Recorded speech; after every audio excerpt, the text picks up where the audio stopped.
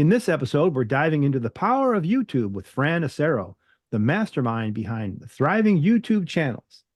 Today, we're unlocking secrets to boost your SEO value and reach instantly, making your content a magnet for viewers, and engage and grow a devoted community, turning casual viewers into loyal fans. And to monetize your passion because your YouTube channel is more than just a platform, it's a gold mine. So get ready to fire up your YouTube presence and get out a pen and paper and start taking notes. Let's dive into these game-changing strategies. This episode of the Lead Machine Growth Show is brought to you by Lead Machine, the step-by-step, tech-easy system for getting leads online.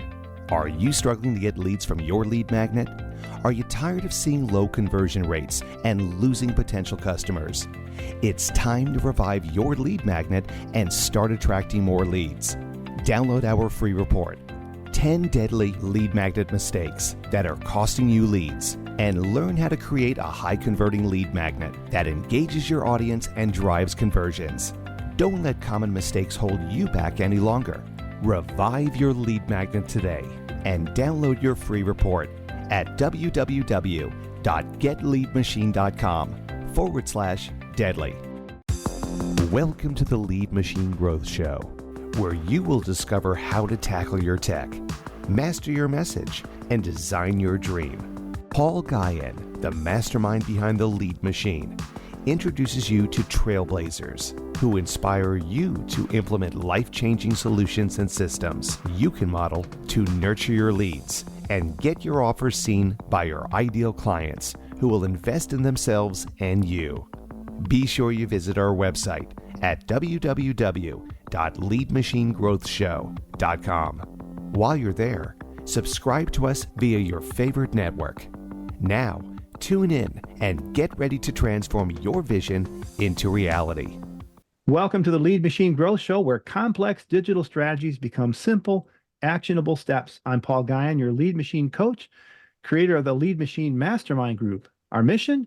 To guide small business owners like you in building lead machines that not only attract leads, but also convert them into devoted customers, fueling the business and life of your dreams. But let's dive in and make these dreams a reality. So our guest today is Fran Asaro. She's the president of Thrive Anyway, Inc., and the founder of Senior Tuber Community, which I'm also a member, where she mentors mature people into become YouTube creators. And I don't know how mature I am, but I sometimes feel like a little boy. But anyway, as a YouTube partner, she teaches others to optimize and monetize their YouTube channels and allowing them to reach a larger audience and build a loyal following. And that's why I invited her today. You know, I met Fran at a networking event and we hit it off immediately. We have, I don't know what it is, but we just kind of like each other, I guess. But she gave me some tough love, which friends do, and feedback on my channel, which was a little hard to swallow, but I implemented anyway. And I've been improving and tweaking it ever since. So her tips are easy to follow and effective and making a difference in my YouTube channel. So that's really cool. And other ways too, in this podcast even. So Fran, welcome to the show. Thank you so much for coming. I'm glad you're here. We finally got you hooked in. I know. Thank you so much. I'm so excited. Like I said to you earlier, I feel like this is going to be the best podcast ever. And I really appreciate it. And yes, we did hit it off. And I just love what you do so much. And I'm so proud to be here and be a part of this. Thank you. Well, thank you. So when I first started putting out my podcasts, it was audio only, but I was putting it out on YouTube anyway, too, just for the presence there. And then I said, you know what? If you're doing this, you're looking at your guest anyway, so you might as well do a YouTube video. And so, kind of naively, I went and did that, and I was using some show graphics. And then one of my guests said, you know, you really need to make custom thumbnails for your show. And I was thinking of the show. I was thinking of the podcast. I wasn't really thinking about what was going on with YouTube until I met you. And then it kind of changed. Everything changed. I went, oh crap, those YouTube thumbnails I'm doing right now, they kind of suck. And so that's the first piece of advice you gave me. And then there was a few other things and a game-changing tool that we'll talk about in a minute. But why is it so important that creators like me and you and your community. Why do we need to optimize our channels? What's the deal there? Well, first of all, I want you to know that I have failed as a YouTube creator for many years, at least 10 years, because I loved creating, I loved posting, and I even made a little money at it, but it was definitely not refined. And so what happened is I learned the value of optimizing a channel, and everything changed for me and anybody else I worked with. You know, YouTube is the second largest search engine in the world, second only to Google, who owns it. Yeah. So I realized that when I wanted to have a foundation for my business, you know, a lot of people have different places that they put their marketing, whether it's on their website or their social media, and it's just scattered, and it should be everywhere. But I found out that if I house everything on YouTube and I optimize it correctly, and then share from there, that YouTube becomes the hub of my entire business. And so once I learned the optimization tools, which at first seem a little overwhelming and time consuming, and then after you learn them, you find out it's time saving, money making, and relaxing, because you now know you didn't just create something that is left out there for chance. You have now created something that will work because you played by the rules. So that's what we're going to talk about today, I guess, is some of the tips on how to optimize. Yeah, and optimizing sounds difficult, and it can be. And I know I've tried to do that, and my focus really isn't on growing the YouTube channel until now. But I'm wanting to grow my podcast. But by growing my channel, that feeds into my podcast, and my home base is my website, and I drive people there to build my email list, and but I want to have subscribers on YouTube and get them into my email list, and so that seems like a little daunting. But starting with optimization, how difficult did you find it? I mean, you struggled at first, but what was your aha? Well, the aha moment was that once I did some of these practices, many of them were visible immediately, that I could see my SEO score go up immediately. And we're going to talk about a tool that will do that for anybody. And we're also going to talk about best practices. When you learn these best practices, that's what I call optimization. So, you know, people hear about algorithms and SEO, and they shut down a lot of people. They don't know about it, and they don't want anything to do with it. But in a nutshell, if you're playing by YouTube's rules, then you're going to have a better chance to be shared. And so YouTube's algorithms are meant so that people stay on YouTube and YouTube makes more money. That's it in a nutshell. And we are, as a channel owner, a microcosm of that algorithm. So the longer we keep people on our channel, the more money and more subscribers we get, and the more money YouTube makes. So YouTube supports us every time we play by the rules. And they're not bad rules. They're just things that help, like using tags, for instance. If you're using a tag, YouTube knows how to share about us. If they don't know what our video is about, they can't share us with the right people, and they don't want to disappoint their people. So they want to share the right things that were tagged correctly. So it's a symbiotic relationship between the channel, the content creator, and YouTube. Yes. And obviously YouTube's winning more than the creators are, because that's how they get their money. Right. But they, you know, one of their missions and visions is to support creators in having lucrative channels. That's part of their mission. It's not just for them to have videos. They want us to make money. Well, yeah, and that keeps us on the platform. It keeps generating content, because they're not they do generate content, but they want user generated content, because that fuels their engine, so to speak, their machine, their cash machine. So you mentioned optimization best practices. Are you going to share with those today? I could either inundate everybody with all of them, or give some of the most important ones, because I have left people with the deer in the headlight look by giving we don't want to do everything. that. So what are some of the important ones? Okay. Well, first of all, I want to say that you have two parts of your channel that would need to be optimized. And one is sort of like a set and forget, and the other ones are individual video related. Yeah. So a set and forget is to definitely optimize your channel. And just to give you a few top tips, is your channel has an opportunity to have tags. So if you want somebody who's going to be looking for your type of channel, you want to make sure I'm a podcaster for entrepreneurs. Things that people will be searching for, you want it to be in your tags of your channel. There's also I call an intro. It's a featured video opportunity. You want to set a featured video for your channel. So when people get there, the first thing they see is an automatic playing video that tells who you are, what you do, and to tell them if this is a right channel for them or not.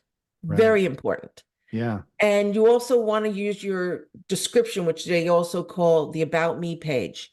And you want to be able to tell people what they're going to expect there. But so this could change any day now, but the first 55 to 85 characters are what's going to be auto-populated on your channel when they get to the home page. That first few characters are where you want to put your gold. We do this, and they know if they want to even look any further. So again, some of those are set and forget. Some of them you might want to change as you evolve in your niche or whatever you're providing for your audience. So that's the first things I would say for the channel. Yeah. And then when it comes to your individual videos, I would say that what you're trying to do is create a story that opens up for your people. And that would involve, of course, channel art, having the right channel art, and so that people see your banner and they say, okay, this sounds like something I want to learn more about. They might take their eyes lower to your video and to your About Me. And then they're going to look at your videos. And your videos have a thumbnail, which is the first thing that they're going to see. Very important that you have a thumbnail that is going to compete with other thumbnails. One of the most important things is contrast of color.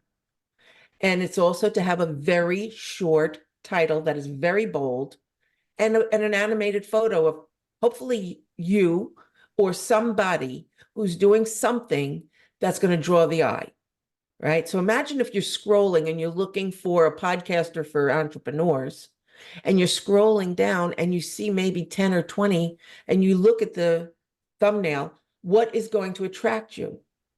And the words could say podcaster for entrepreneurs, and then they're going to go right over to the title, which is your next important feature, is to have a title that's engaging. And it's going to have to be like a sentence, not like a bunch of words thrown out there. Yeah. And if you think about what's important instead of what you want to say, so what would people be looking for?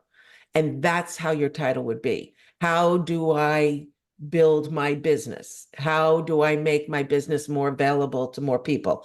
And that's the kind of thing people are searching for. So you want to put that in your title instead Or how of do putting, I optimize my YouTube channel? yeah, exactly. Right. Instead of putting down podcast on week 3, number 29, and nobody knows what any of that means, and you're using it as sort of like a filing system. That's not a filing system. This is a marquee. And you want to keep it as something that leads your people to the next thing, because a lot of people don't have views. And I will tell you this, if you have no views, it's because of your tagging, your title, and your thumbnail. 3 T's. And if you don't have those 3 T's, then nobody's going to see this incredible video you made, right? If you have people who go to your videos, you have great views, but they're not taking any action, then it's your content. And we could talk about that a whole nother show, right? Yeah. But right now, those 3 T's are what's going to get people to click. And that's what you want to do. Right. Wow. I like the 3 T's. You mentioned podcasters, and one of my friends is a podcaster, and actually he was creating a YouTube channel. And I said, you could turn that into a podcast. And what you told me to do, and she told me, can you just tell us, so listeners out there, if you have a podcast and you're posting to YouTube, or if you're not, you should be, but you can turn your videos that you've done, you might have done interviews and training and all kinds of things on YouTube before that might be great to support your podcast. So, Fran, tell us how to turn our YouTube video content that's just out there into a podcast. First of all, that's a new feature. Yeah. It's going to date this podcast, but it's probably within the last year that became an option. So if you have a playlist, and that playlist, you have any long form content, which a podcast is usually anywhere from 15 minutes to 2 hours long. If you have anything that's substantial where you would consider it the type of work you want your people to see, then you go into your playlist and start tagging them as podcasts. It creates a new tab under your homepage, and it becomes searchable by podcast. You don't even have to tag it that, because it's already searchable. If somebody's looking for a podcast for entrepreneurs, they'll now see that instead of a playlist, which they don't usually search for playlists, right? So you could just change that today and just start putting them in a different tab, a different section. Very easy. Yeah, and I think Google has even changed their Google Podcasts over to hosting it on YouTube. I think it's YouTube Music now. Wow. But they're recognizing that there's people that want to see podcasts or want to listen to podcasts, and YouTube is a great place to find them. Yeah, So I used to have just my podcast video, but I since went to an audio podcast through a podcasting company. I use Podetize, and there's many out there, but Podetize is great. And I just have them put out the audio, but I do all the videos myself, and it's really good. I love it. Yeah, yeah. And so all that sounds great. Those are nice tips, but they sound a little daunting. What kind of tools that we talked earlier before we started recording? What are tools? What's your number one tool that's out there that you want to share with us and tell us about? By far, I have a tool that I use every single time I upload a video. And when you first learn about this tool, and learn about best practices, it is overwhelming because it's a little bit of a new language. And I just want to preface the answer by saying it's like having a new puppy. If you get a puppy and you dedicate time to it for the first 3 to 6 months, you're going to have an incredible dog for 5 years or 15 years. When I say 5, you're going to have an incredible dog for 15 or longer years. So it's an investment in time that's going to change the course of your creating history. So I use this program called TubeBuddy. And TubeBuddy is where I got a lot of these best practices that I'm talking about today. And not only do they, when you download their software, now your YouTube channel has TubeBuddy integrated with it, and it starts saying, hey, you can look up this title and see if this is the absolute best title. Hey, let's evaluate your thumbnail and see if it's the right thumbnail. Hey, did you see that you can do this and you could have a template so you don't have to rewrite your description every single time? They give you infinite amount of what they call upload defaults, but it's like a template for any kind. So if you're keeping podcasts separate from interviews, separate from training, separate from whatever your sections are, your playlists are, you can have a new template for every single one of them. And when you upload your video, you now have everything that auto populates in there, and you just have to make it video specific. So TubeBuddy does a lot for that. And they check you. They give you a checklist to say, oh, you didn't do this. Oh, you didn't do that. And then you decide whether you want to do it or not. And you can see your SEO scores raise or lower depending on your changes. So what I want to make sure I say is it sounds complicated, but if you're willing to invest a small period of time to learn these finite amount of best practices, you will not regret it. Because imagine if you opened up a store on a street corner and didn't tell anybody about it. Would you do any business? So you usually go in the paper, or you usually go on social media and you put it out there. Well, that's what TubeBuddy helps you do. It helps you optimize it so the world can see it, not even just your neighborhood. The whole world will see it if you have it optimized correctly. And once you learn those tips, what used to take you an hour to upload a video could take you 15 minutes, 10 minutes, or even less. So it's definitely worth it. My biggest tool that I use. Yeah, and you told me about templates, and I do have some some recurring things that I put in, like affiliate links and links to the show and to my guests, gifts and things. Those are, show specific. But I do have affiliate links and things that I want to always share, which would be, my lead magnet or my programs that I would want to have built into there. And also there's a structure. Now I have a template that I use to create everything I post before I post it. So some of that lives on in my word processor, but there are some things that I go, gosh, I should start using those templates because I keep pasting that in and they could just be there. So I'm definitely going to use that. Not only do I do what you just said, I brought everything over. It's got anything I want my audience to see and click on and know about me. But I also put in reminders. So if like I always say, you need to have your call to action in the first 3 lines of your description before the more button comes up, so that people, if they don't hit more, they still know what to do. They can take action. So I just put in a reminder, CTA, or I put in a reminder to put in my chapters, or I put in a reminder to place something here to put the title in the description, which are all things you learn as a best practice. Yeah. So when I auto-populate and bring in that template, even if it's not exactly what I want, it will be a reminder for me. Yeah. And a couple of things. The other thing that I learned to start doing, and I changed my workflow so that I could do it easier, is that inserting chapters. And so now my videos have chapters. I used to forget to put them in because I had my tool that generates the chapters was happening after I posted the video, but now I've changed my workflow to include that process so it makes it easier to watch the video, and people can skip past your commercial or whatever, or skip to the thing. I want to know that thing. Yeah. And they can skip right to it. And so it's really, really helpful. And the other thing that surprised me was, remember you kind of said, you've got to do some thumbnails that don't suck. You didn't say that, but that's what I heard. know I didn't say it. That's what I heard anyway. And so my early thumbnails were simply a generic show graphic that I was using for each episode. And I have my beautiful mug on there, pointing at the camera and say, I'm ready for you. Yeah. And I would have my guest and the title of their show. And boom, I put that up, and every single one of my videos looked like that. Yeah. And therefore all of my episodes on my website. And so then I started messing around with show graphics and custom graphics for each show. And then I met you, and okay, now I'm doing thumbnails and I got to up my game. Yep. And I tested out the other day, TubeBuddy, the thumbnail analyzer, or it was like suggesting which one was better. And I spent some time on this thumbnail.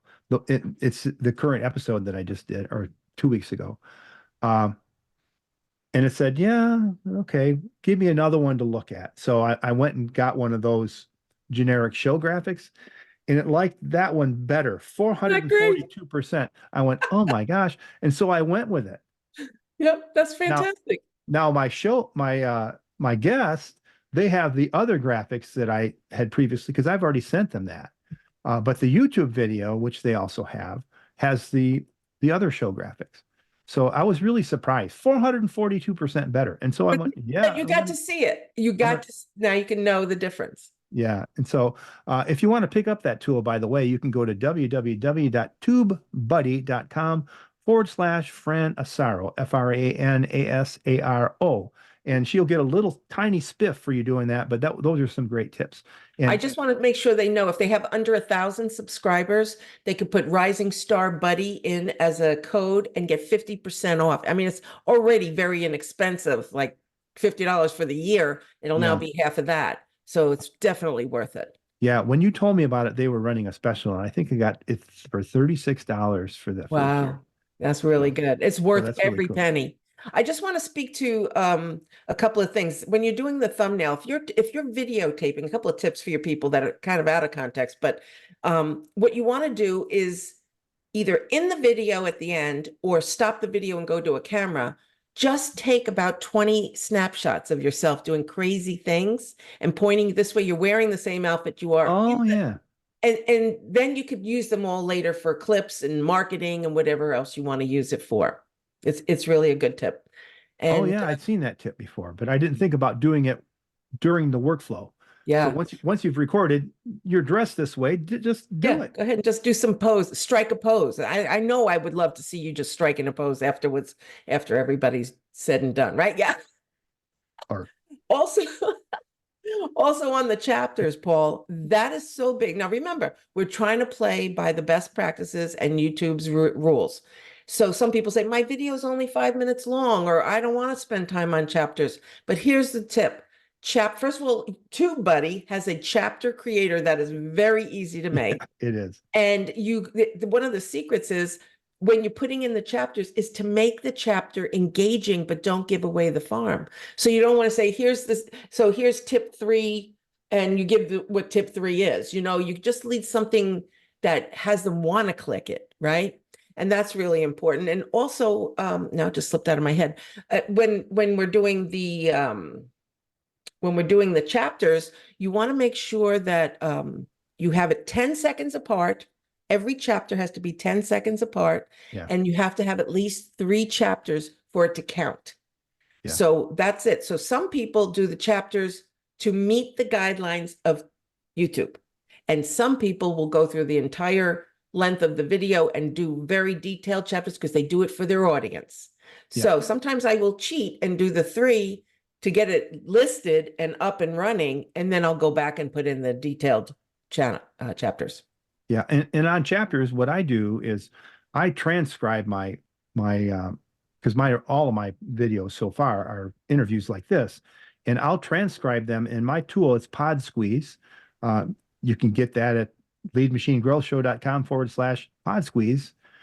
You can pick that up, and it actually does 13 pieces of different content. It does a transcript, it does notes, it does keywords, it does chapters. And so what I do is I take the chapters and I edit them because it gives me more than what I want. And like you said, you want to use blind bullets. You want them to be intriguing, but you don't want to give away the store. You want them to go and click on there and be, engaged with your video. But I just copy, once I've got that, I'll copy and paste it right into the description, and boom, YouTube will convert it to clickable links, and there you go. It's really, really simple. So you don't even have to go and listen to your 1-hour video over again. Exactly. You can just let AI transcribe it. But I do. It's always great to let the tool do the work for you, be an assistant, but you should always edit it and add the emotional intelligence that only a human can add to it. That's great. So the other thing I wanted to ask you about was call to action, because you said, I heard you when you told me advice, put a call to action right there at the top of the description. And I was conflicted as to what call to action I should use. There's the subscribe, there's you get the guest invitation, their free gift, or get my lead magnet, or connect with me. What's appropriate? What do you do with the call to action? Yeah, and so you're being kind by asking me, but that's probably what you're better at than I am. But what you want to do is bring them in at the lowest point that you can be in touch with them. So it would be someplace you could either get their email address, someplace where they can get something free from you, or invite them to your Facebook group. So you can stay in touch. But there are times I might just refer them to another video, but it depends. I like to make sure it's a thing that promotes engagement or connection. So many times, and there's a couple of places to put that call to action, but you don't want too many call to actions in one description, because then people won't take any action. So I might, I have a membership where people can learn more about becoming a YouTube creator. So I might put an invitation to my senior tuber circle. But then there's another place where after your video is already published, where you would post a comment. And when you post your comment, that's also for promoting engagement. It could be where you ask a question, answer a question, or send them to a thing you want them to take action on, your Facebook page or a lead generating link. Yeah, and of course, I teach people how to create lead machines, and so I use YouTube and podcast directories to get people into my world. And so, having a call to action for a low value offer or a lead magnet that's appropriate, that may be appropriate to the show that we're talking about. A great lead magnet for this show would be a checklist for optimization, for instance. Yeah. Uh, and that would either build your email list or our email list together. Yeah. So that would be a great tip. And I always want to get people to come to my email list because I'm always building a list. So thanks for clarifying that, and just kind of talking through helps me understand, because when I have someone on my show, I want to promote them as well. Yeah. And so and their links and their gifts are in the show, and they're in the show notes, and they're in that description. So what about monetization? I know that there's some rules on the YouTube algorithm, and there's also, like what we were just talking about, you can lead people to your offers, your list, and once you get them on their list, you can give them offers and things like that. But what about YouTube monetization on the channel? I'm a YouTube partner, and to become a YouTube partner, I had to have at least 1,000 subscribers and 4,000 watch time hours per year, which equates to about 333 watch time hours per month. And it's rolling. Okay, so whatever you did last month is more important than being a calendar year. So what that means to you, to some people, because the subscribers sort of take care of themselves if you're getting people out there, if you're doing the tagging and the title and putting out really good quality stuff, then they'll subscribe. But the watch time hours is keeping them on your channel and watching your content. And there's several different tips on how to do that. So some people use shorts to get people to their long form videos. Once you do that, that helps you with the views, and it helps you with the subscribers. Then when they get to the long form video, which is like a podcast, if they could stay on that, that's how you get and build your watch time hours. 1 hour podcast is great. You just do that over and over again. And if you set your podcasts up correctly to where you're sharing it as a link that just keeps going to the next one and to the next one, some people will actually binge watch you, and then your watch time hours go through the roof. But not if you don't know how to set people up to stay on your channel. It's a whole formula, not hard, but just once you know it, you'll go, oh man, I've been leaving a lot of money on the table. And that's what you want to learn how to do, is how to keep people on your channel. And some people don't realize if they just set up a series, or if they set up a playlist and they share the right link to that, that they did half the work just doing that. So can you go a little deeper into that? How would we accomplish that? So I have the Lead Machine Growth Show, and all my episodes are in there. I do have some recurring topics of AI, Mhm. and which we're going to talk about in a minute.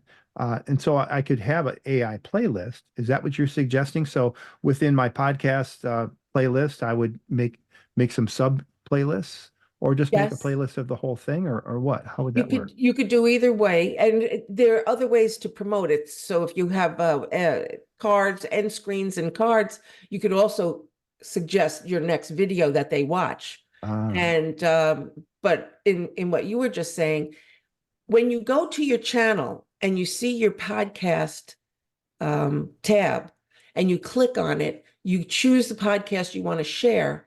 That's a long form URL. If you yeah, go to the podcast, well, it's individually, it's a short URL. yeah. You want to make sure you choose the long URL. And when you share it, all your other podcasts are going to show up in the right-hand column. If you don't Ah, share that, then they're going to see what YouTube suggests you watch next. So ah, when that happens, they just keep playing to the next one, to the next one, to the next one. And you can order them the way you want. So we're depending on how you can either put them in a playlist too, because you can choose to put your podcast in a playlist. You could do that and then share the playlist, or you can just sort out inside your podcast which ones seem to segue into the next one. So maybe we talked about the comment. You mentioned the comment. One thing you can do is you can create a comment, and just correct me if I'm wrong. You can create a comment and pin it.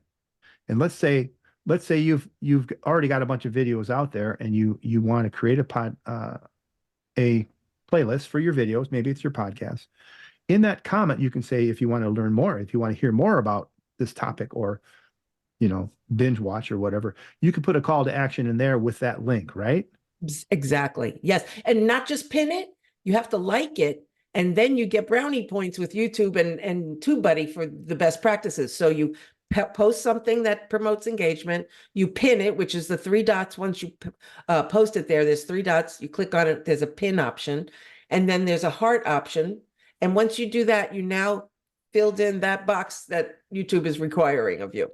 Right. Okay. And that call to action could be in addition to the call to action that's already in the Yes, description.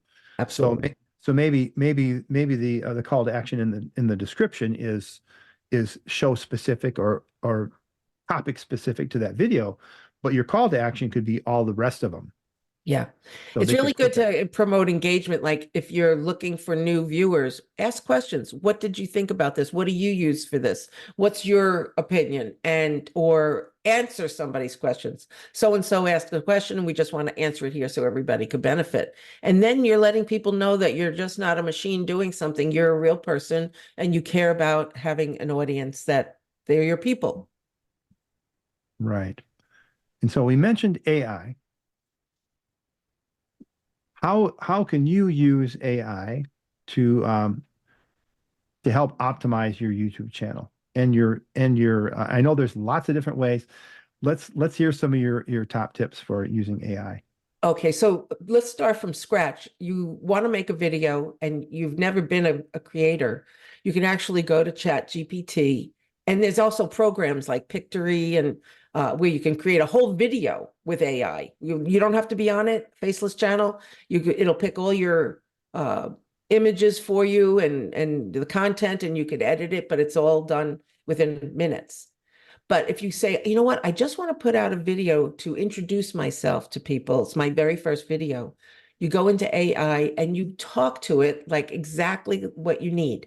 I want to create a 3 minute or less video introducing myself, and this is what my channel is about. And I want to make sure that I tell them who I'm looking for that would be a perfect fit for my channel. And then say, give me bullet points or whatever, and then give me call to actions, give me a title, give me a tag, a bunch of tags, and it will put all of that out for you. And then all you have to do is look at it, correct it for what doesn't fit you. And you could even ask it to suggest types of images to put into the video. And it puts it all out Right. there and you're ready. You're ready to go. Right. And another tip for AI that I like to use is I used it today, in fact, when I created the intro to this call, or to this episode. I said, act as an expert digital marketer with a lot of experience in YouTube marketing, and craft a title based on this. And I gave it your guest intake form and my notes and all the things that it already knows about my podcast and what it's all about. Yeah. And I said that would resonate with business owners who are looking to get more engagement and more views and more ranking on YouTube. And Yeah. so that's where and I didn't like it at first. And I said, okay, this is a conversation. So I didn't like how you use that. Use these words. Don't use elevate, and don't use empower, and don't use, whatever it is. Some of these words that are just telltale signs that it's completely AI driven. Yeah. And we don't like that. You need to add the emotional intelligence of the human that only a human can do. So I had this conversation with ChatGPT, and ChatGPT also knows how to speak like me and how to write like me, because I taught it how to do that. So I use that um, to fine tune that intro video so that it sounds like me, and it's like uh, you've got to make it real and authentic. I don't like the idea. I know there's lots of great tools. You can do a faceless channel, and you can just put this in, and it spits this out. I don't think that's authentic. And for me, I teach my clients in my mastermind group, and everywhere I go, hey, let's be authentic. Let's be real, and put yourself out there. Can I speak to that a second? Absolutely. I agree with you. Like, I'm a talking head. I want to be there sharing from my heart, and I want to hug people and love them. That's how I do it. But there are people out there who love the idea of content creating. They're camera shy, or they just don't feel like that's their best asset to be out there.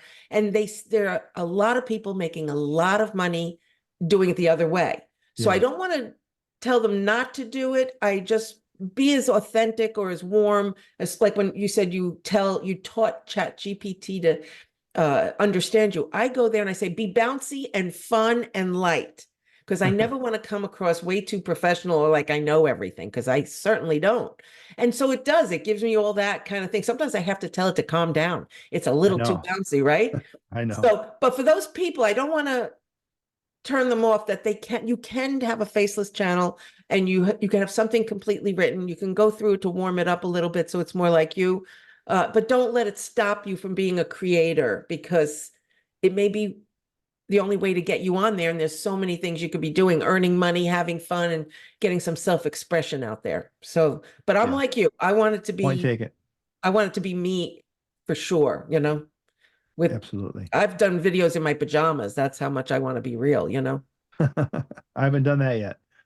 Uh, um, so we've been talking about SEO, and for people who don't know what SEO, it's search engine optimization, and we're talking about SEO for YouTube.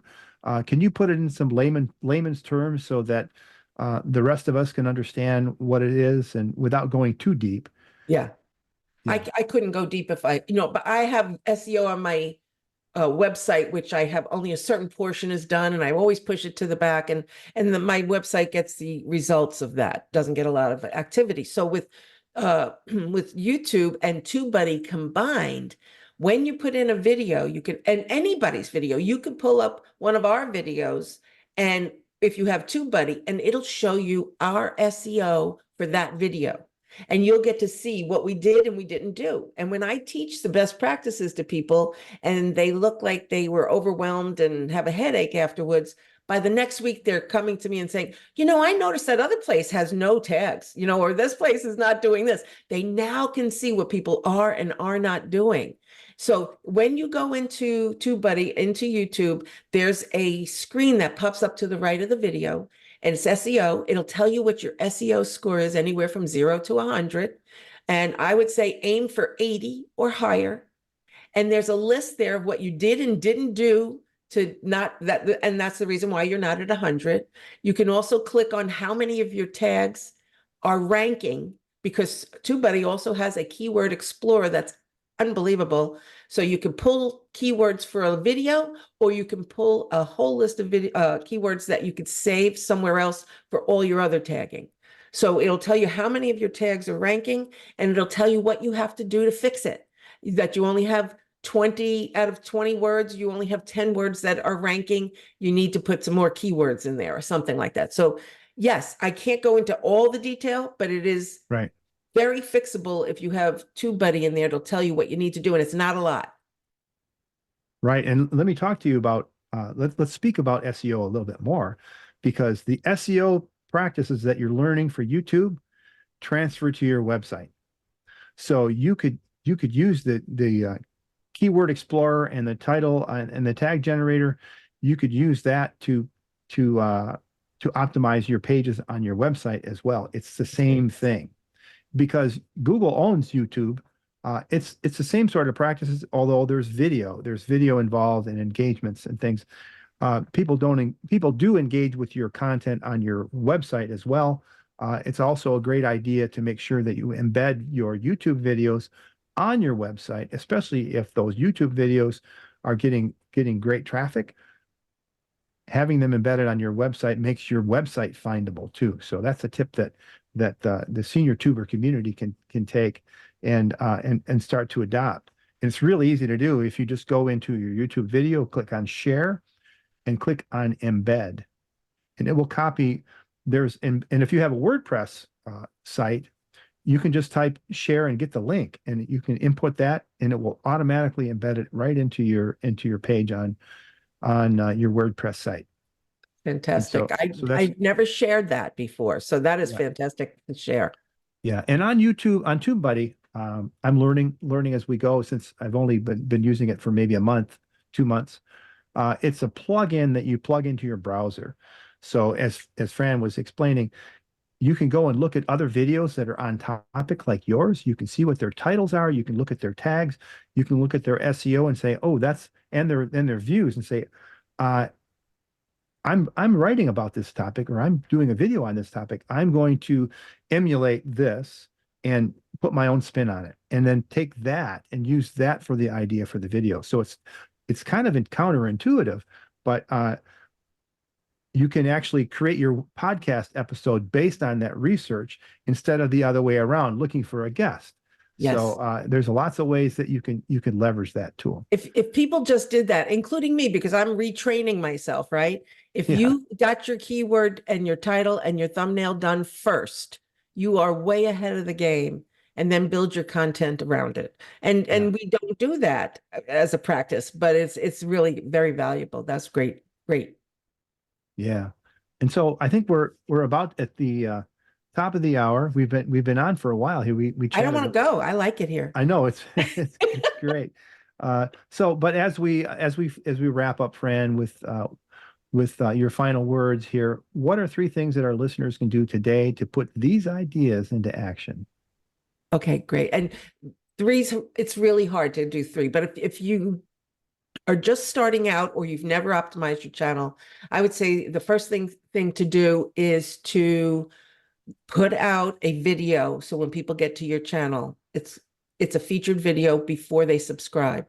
Definitely put out something 3 minutes or less, and do not put yourself first. If you're somebody who's looking for, then you might want to subscribe. Then you could say who you are. Just make it that they know right away.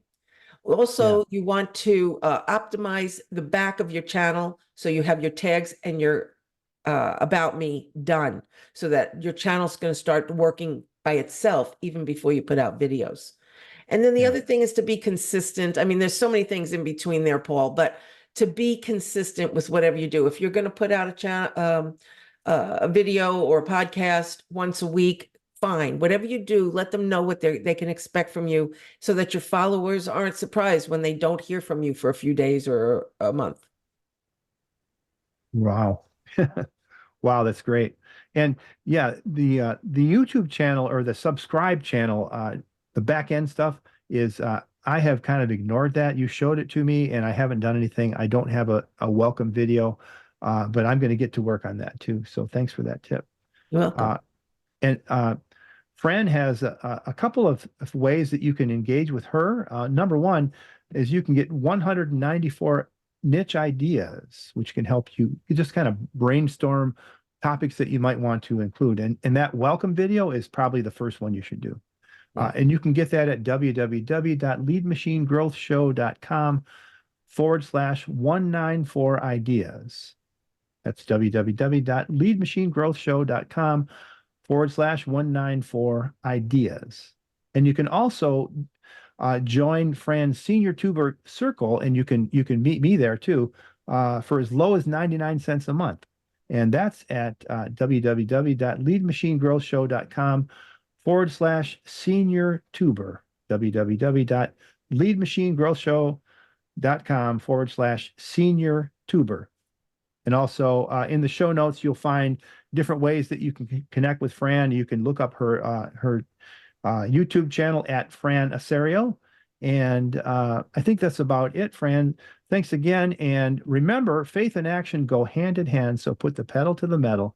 And until next time, I'm Paul Guyan and Fran Asaro. Thank you so much for coming today. Thank you. Thank you for tuning in to the Lead Machine Growth Show with Paul Guyan, where we show you how to tackle your tech, master your message, and design your dream so that you can transform your vision into reality. Remember to visit our website at www.leadmachinegrowthshow.com and enjoy even more great episodes like this one. Again, while you're here, subscribe to us via your favorite network. We look forward to seeing you next time on the Lead Machine Growth Show.